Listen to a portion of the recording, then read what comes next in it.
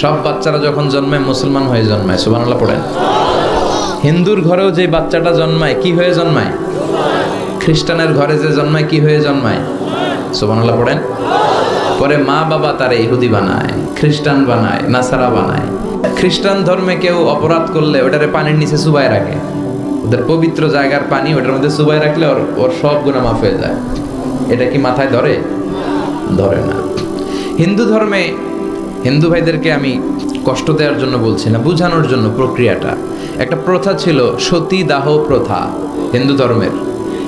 মানে হিন্দুদের কোনো পুরুষ মারা গেলে, স্বামী মারা গেলে শ্মশানে মৃত লাশকে ওরা পোড়ায় না।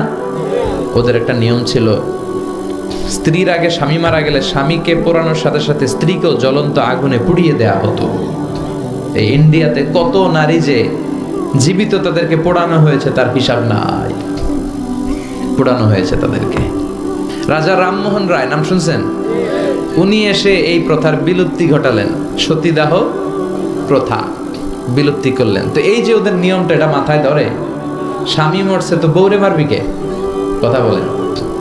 আবার হিন্দু ধর্মের আরেকটা সিস্টেম হচ্ছে, কেউ যদি খাঁটি হিন্দু হইতে চায় তার গরুর পেশাব খাওয়া লাগে,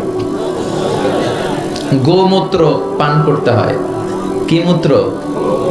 গোমূত্র পান করতে হয়। আচ্ছা, এই যে গরুর পেশাব খাওয়ার এটা কি আপনার রুচিতে যাবে? এটা কি আপনার স্বভাবসুলভ কোনো বিষয়? আমাদের ধর্মে এমন কোনো বিষয় আছে যেটা রুচির সাথে যায় না? সুবহানাল্লাহ পড়বেন না?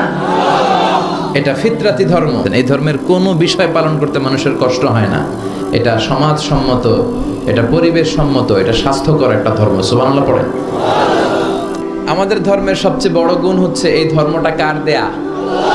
নাকি বিশ্বনবীর নিজের বানানো? কথা বলেন। এই ধর্মের এমন কোনো নিয়ম নাই যেটা আপনার রুচির সাথে যাবে না, পরিবেশের সাথে যাবে না।